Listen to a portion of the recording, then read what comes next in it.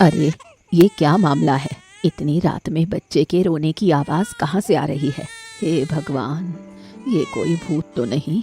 कोई दया करो, यहाँ मत आना। मैं अपने पोते पोतियों के साथ बहुत डरी हुई हूँ। अरे बाप रे, ऊपर वाले मुझे बचाओ।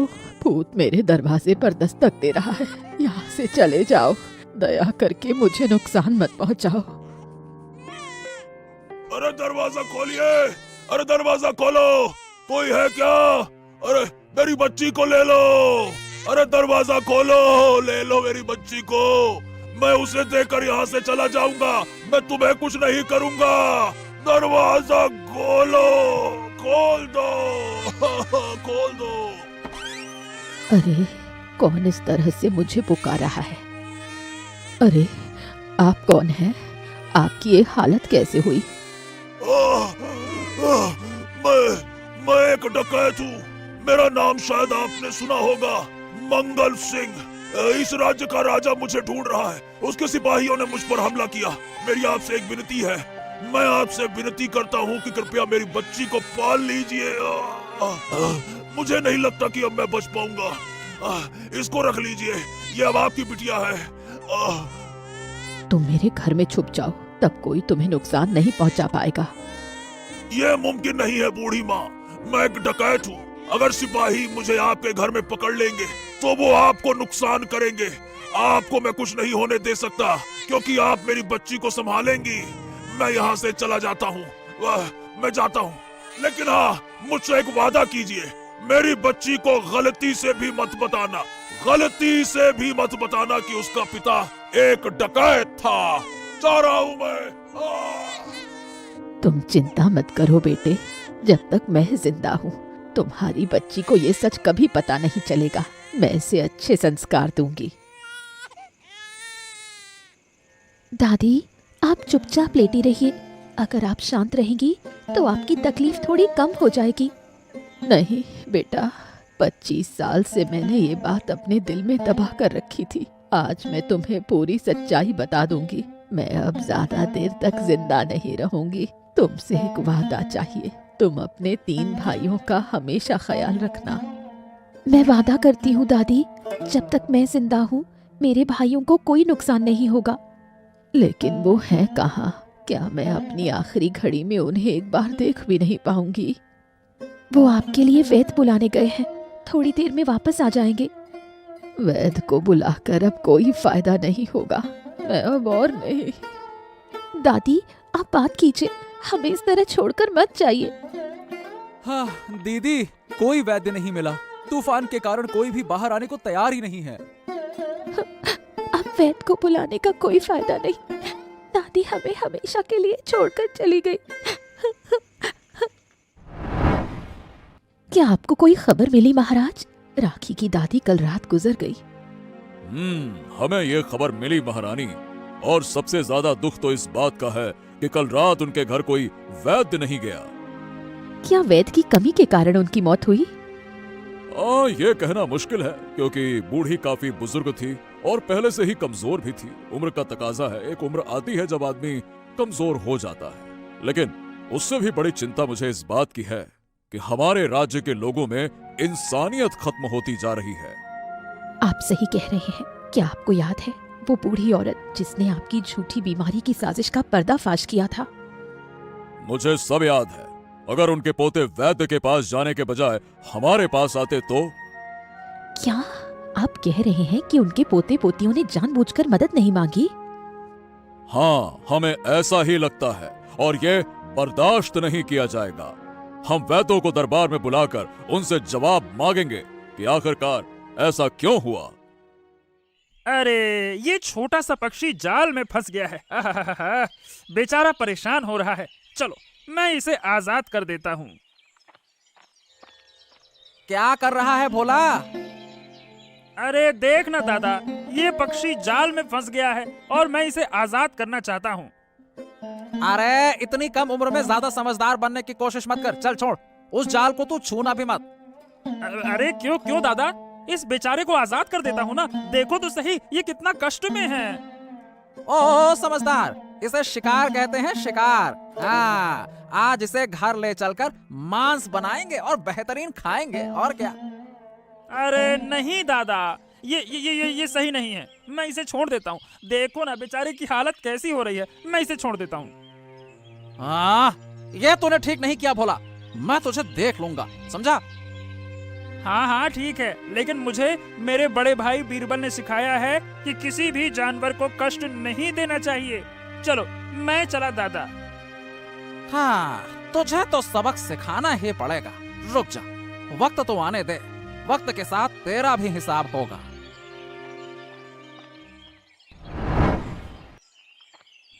आओ राखी आओ। कल बूढ़ी माँ की घटना सुनकर बहुत बुरा लगा। तुम इतनी चिंतित क्यों लग रही हो? महारानी, क्या मैं ठकुराइन की तरह घर संभाल पाऊंगी? यही सोचकर डर लग रहा है। अरे हम सब है ना। तुम्हारे तीनों भाइयों को समय आने पर महाराज राज्य कार्य देंगे। तुम कोई चिंता मत करो। मुझे हर हाल में उन्हें खुश रखना होगा। ठकुराइन ने अपनी आखिरी सांस लेने से पहले मुझसे बार बार कहा था कि मैं उनका ध्यान रखूं, लेकिन मुझे बहुत डर लगता है। डरने की कोई बात नहीं। तुम्हारे भाई अब काफी बड़े हो गए हैं, उनमें समझदारी है। जैसे तुम उनका ध्यान रखोगी वैसे वो भी तुम्हारा ख्याल रखेंगे, इसलिए इतना मत सोचो।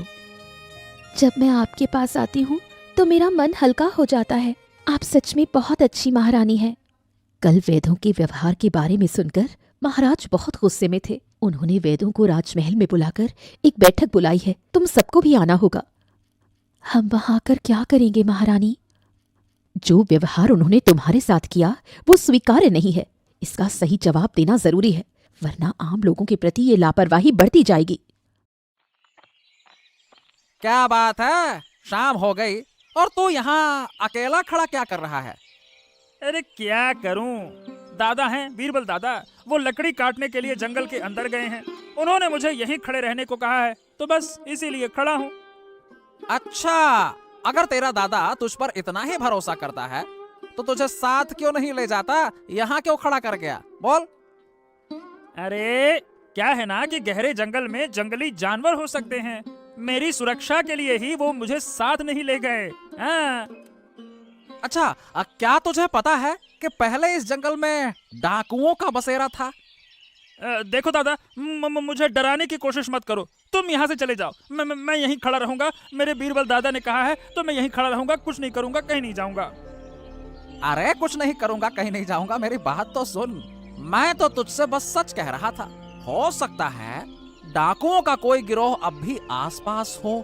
सोच कर देख, अगर तुझ पर हमला कर दें तो क्या करेगा तू?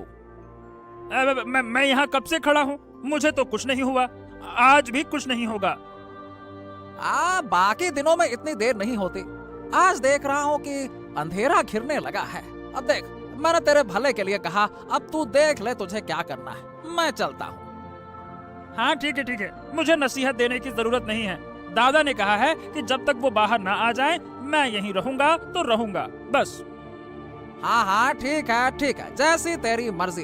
अब पता नहीं तू ये क्यों सोचता है कि जैसे मैं तेरा बुरा चाहता हूँ, पर ऐसा नहीं है। खैर, मैं जा रहा हूँ, पर हाँ, अंधेरा होने से पहले घर लौट जाना, ठीक है ना? अरे दादा कहाँ रह गए? आज इतनी देर क्यों हो गई? अरे कहीं दादा किसी मुसीबत पे तो नहीं है? क्या मुझे जाकर देखना चाहिए? लेकिन अगर मैं रास्ता भटक गया तो?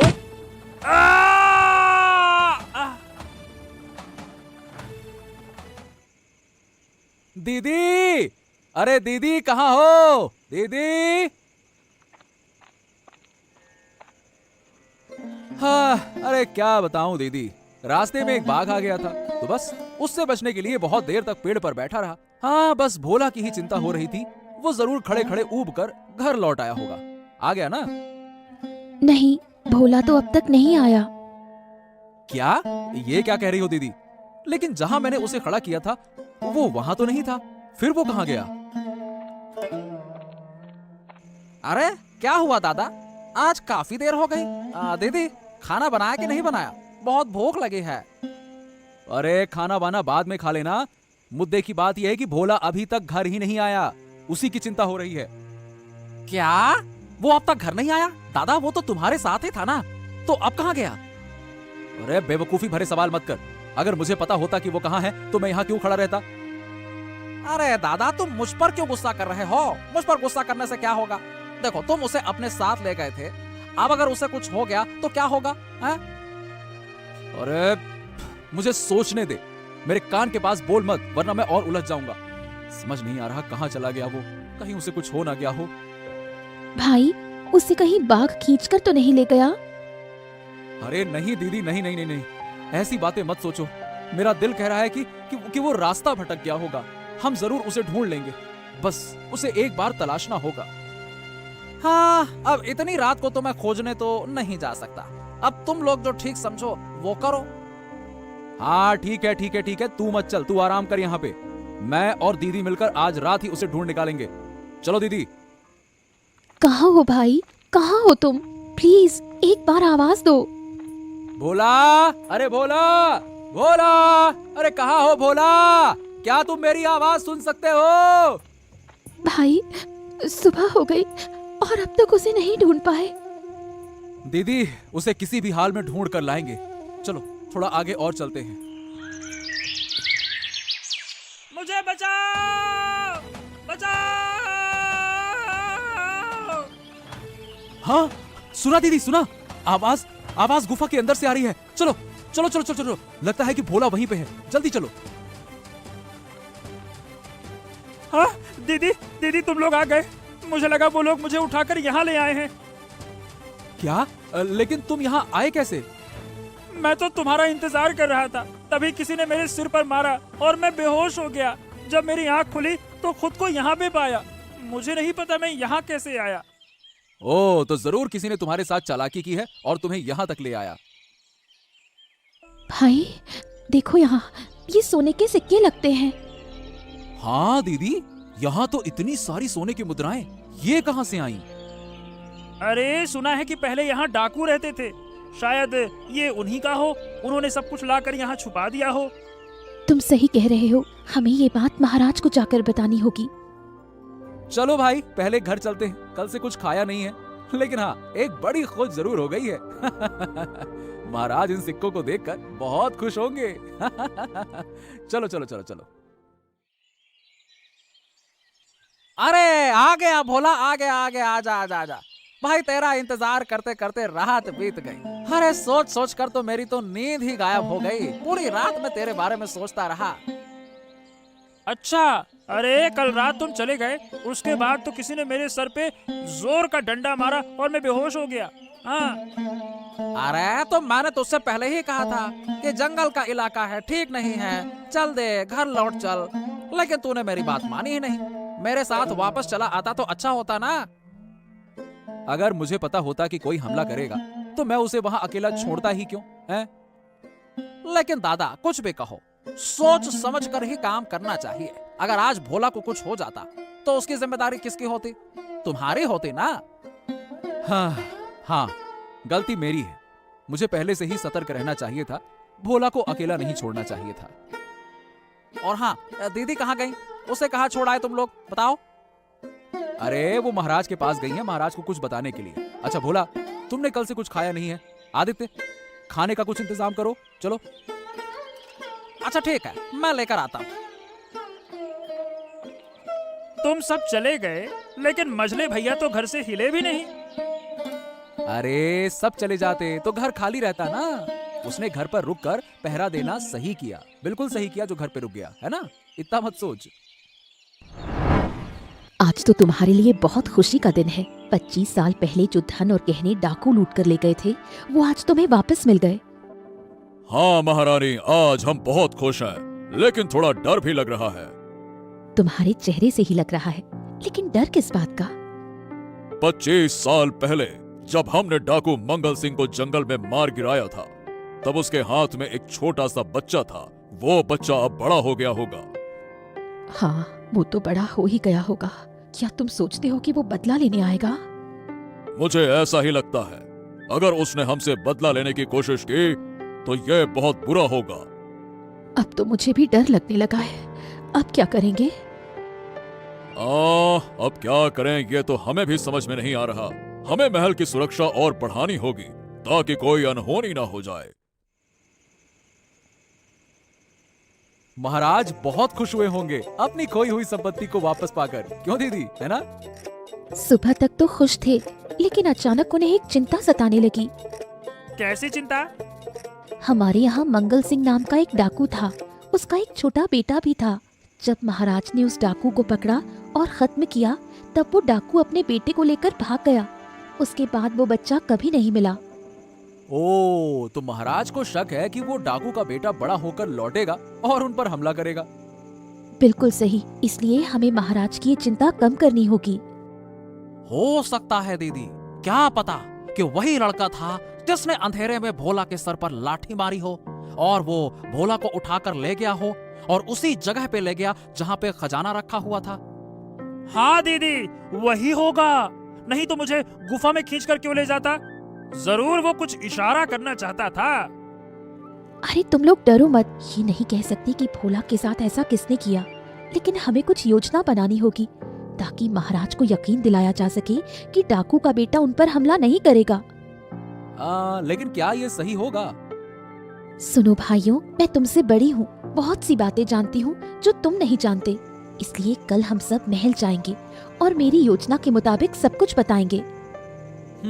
ठीक है दीदी, जैसा तुम कहोगी वैसा ही करेंगे। प्रणाम महाराज। सुना है कि इतनी खुशी के समय भी आप बहुत चिंतित हैं। हाँ, क्या बताएं तुम्हें, महारानी ने तुम्हें तो सब कुछ बताया होगा। हाँ महाराज, इसलिए मैं आपको दिलासा देने आई हूँ। आप जिस बात को लेकर परेशान हैं, वो बिल्कुल बेबुनियाद है। मतलब तुम क्या चाहती हो? देखिए महाराज, वो डाकू का बेटा और कोई नहीं, भोला है।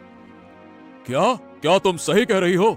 हम यकीन नहीं कर पा रहे हैं। उसी रात जब हम दूसरे जंगल में कुटिया में रहते थे, मेरी दादी के हाथों में ये बच्चा डाकू ने सौंपा था। मुझे लगता है कि कोई इस घटना को जानता है, इसलिए उसने मेरे भाई को मारने की कोशिश की। लेकिन भरोसा करें, वो ऐसा नहीं है। नहीं, अगर ऐसा है तो ये बहुत बड़ी गलती हो गई। पिता के पापों की सजा उसे क्यों मिलेगी? भोला की कोई गलती नहीं है। बस आपसे एक अनुरोध है, अतीत की सारी बातें भूल जाएं। ये ड्रामा तो कुछ ज्यादा ही लग रहा है। देखते हैं। इस बीच मैं तो बच ही गया। ये बात तो हम भोला से कहेंगे। भोला हमें माफ कर दो। उस समय हमारे पास कोई और विकल्प नहीं था और तुम्हारा ख्याल रखना अब हमारी जिम्मेदारी है। मैंने कुछ भी दिल पर नहीं लिया महाराज। जब ये घटना हुई तब तो मैं बहुत छोटा था। अगर हमारी तरफ से कोई गलती हुई हो तो मैं भी आपसे माफी मांगता हूँ। बस अब सब कुछ ठीक हो गया महाराज, आप अब चिंतित मत हो। हाँ, चिंता अभी कहाँ खत्म हुई है। मेरा खेल अभी खत्म नहीं हुआ और इस भोला को जेल में डाले बिना तो नहीं छोड़ूंगा। तुम्हारे दिमाग में क्या योजना चल रही है आदित्य, ये मैं बहुत अच्छे से समझता हूँ। और अब तो मुझे ऐसा लग रहा है कि भोला को नुकसान पहुंचाने की कोशिश तुमने ही की थी। हाँ, यही सही समय है। अब छोरी महाराज के सीने पर घोंपकर यहाँ से भागना होगा। जल्दी करो। सावधान, अगर एक कदम और आगे बढ़ाया तो मैं तुझे बर्बाद कर दूंगा। अरे क्या हो गया? इतनी चीख पुकार क्यों हो रही है? क्या बात है? अरे बीरबल, तुम यहाँ क्या कर रहे हो? भाई, तुम्हारे हाथ से खून बह रहा है। क्या? ये सब क्या हो रहा है? अचानक इतनी अफरा तफरी क्यों है? क्या बात है बीरबल, साफ साफ बताओ। हाँ, एक हत्यारा आपको मारने की कोशिश कर रहा था। उसे पकड़ने के चक्कर में मुझे छुरी लग गई, लेकिन वो भाग गया। क्या? इतना सब कुछ हो गया और हमें पता भी नहीं चला? चलो तुरंत तुम्हारे जख्म पर दवा लगानी होगी, वरना परेशानी हो जाएगी। चलो। रहने दीजिए, मुझे कुछ नहीं होगा महाराज। लेकिन कल दरबार में मैं उस हत्यारे को लेकर आऊंगा। उसे सजा मिलनी चाहिए। अगर तुम उसे पकड़कर लाए तो हम तुम्हें 100 स्वर्ण मुद्राएं इनाम में देंगे। अब देखते हैं किसकी इतनी हिम्मत है जो मुझ पर हमला करे। ठीक है, आप निश्चिंत होकर सो जाइए महाराज। आज रात मैं और भोला पहरा देंगे। कल रात को मेरे ऊपर किसी ने हमला करके मुझे मारने की कोशिश की थी। बीरबल और भोला की समझदारी के कारण हम बच गए। सचमुच महाराज, रात में तो आपको इतनी बड़ी मुसीबत का सामना करना पड़ा। हाँ, लेकिन बीरबल, तुम तो कह रहे थे कि उस हमलावर को मेरे सामने लाओगे। कहाँ है वो? तो महाराज, वो हमलावर कोई और नहीं बल्कि आदित्य है। क्या? या तुम क्या बकवास कर रहे हो? मैं ऐसा क्यों करूंगा भला? बोलो। तुम झूठ नहीं बोल सकते भैया। हाँ, वो देखो तुम्हारे मुंह पर घूंसे का निशान है, अभी भी है। देखो देखो, वो दादा ने ही मारा था। वो दाग तुम्हारे मुंह पर अभी भी है। यह दाग तो खुद ब खुद लग गया था। किसी ने मुझे मारा थोड़ी है। कल जब तुम लोग महल में आए थे, तब हमने ये दाग तुम्हारे चेहरे पर नहीं देखा था। इसका मतलब कि बीरबल ने सही कहा और मुझे मारने की कोशिश के अपराध में तुम्हें जेल भेजा जाएगा, समझे? मुझे मुझे मुझे मुझे माफ कर दीजिए महाराज, मुझे माफ कर दीजिए। मैं फिर से कभी ऐसी गलती नहीं करूंगा। मैं बहकावे में आ गया था, मुझसे गलती हो गई, मुझे माफ कर दीजिए। मेरी नियति ऐसी नहीं है, मैंने गलती की है। तुम्हें किस किस बात के लिए माफ किया जाए? महाराज को मारने की कोशिश करने के लिए, या फिर भोला के सर पर डंडा मारकर उसे मारने की कोशिश करने के लिए? बताओ। तू क्या कह रहा है भाई? तो ये काम? वो तुम इसी से पूछ लो दीदी। मैं झूठ बोल रहा हूँ या सच बोल रहा हूँ ये खुद ही बताएगा। बता। दीदी दीदी, ये दादा बिल्कुल सच बोल रहे हैं। मैंने ही ये सब किया था। हाँ। छी छी छी छी छी छी छी।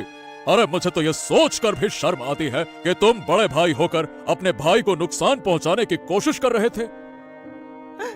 एक बार मुझे मौका दे दीजिए, मैं खुद को बदल लूंगा, मैं अपने आप को सुधार लूंगा, मैं ऐसा नहीं रहूंगा। गलती हो गई मुझसे महाराज, गलती हो गई। ठीक है, अगर तुम अपनी गलती मानते हो तो 6 महीने जेल में रहो, फिर सब कुछ ठीक हो जाएगा, समझे? दीदी बुरा मत मानो, अगर उसे रोका न जाता ना तो वो और भी बड़ी गड़बड़ कर देता। मुझे पता है कि वो मुझे पसंद नहीं करता। उसके कामों के कारण मुझे बहुत शर्म आ रही है। उसे अपनी करतूतों की सजा तो मिलनी ही चाहिए। लेकिन एक बात बताओ दीदी, तुम महाराज के सामने झूठ क्यों बोली? झूठ बोला? इसका मतलब क्या है? भोला को डाकू का बेटा क्यों कहा था? डाकू का बेटा तो मैं हूं ना। भाई, तुझे कैसे पता? बहुत आसानी से पता चलता है। हाँ, महाराज शायद परेशान थे, इसीलिए तुम्हारा झूठ ना पकड़ पाए। लेकिन दीदी, 25 साल पहले जो बच्चा पैदा हुआ था, उसकी उम्र अब 25 साल तो नहीं हो सकती ना। हाँ भाई, मैंने थोड़ा झूठ बोला था, लेकिन असल में अरे चिंता मत करो दीदी, जैसे तुमने मुझे अपनी सुरक्षा दी है ना, वैसे ही मैं भी अपने परिवार को हमेशा हर खतरे से बचाऊंगा। दादी ने मुझे मरने से पहले सच्चाई बताई थी। तब मुझे समझ में आया कि दादी ने हमारे लिए पूरी जिंदगी क्या किया। लेकिन आदित्य भैया ने जो काम मेरे साथ करने की कोशिश की, वो तो बहुत गलत था ना। ईर्ष्या इंसान को बहुत नीचे गिरा सकती है, इसीलिए हमेशा जीवन में द्वेष से दूर रहना चाहिए। डाकू मंगल सिंह मेरे पिता थे। डाकू बनकर उन्होंने बहुत सारा पैसा और संपत्ति जमा की थी, लेकिन उस संपत्ति का एक भी हिस्सा मैं नहीं ले सका। अतीत की बातें भूल जाओ भाई। अगर हमें आदित्य के काम का पहले पता चलता तो मैं कभी दादी की कही बातों को नहीं उठाती।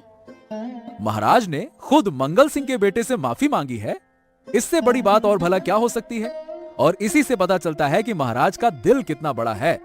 और जैसे मेरे पिता ने इस राज्य को नष्ट करने की कोशिश की, वैसे ही मैं अपने जीवन को इस राज्य को हर खतरे से बचाने के लिए समर्पित करूंगा। हाँ।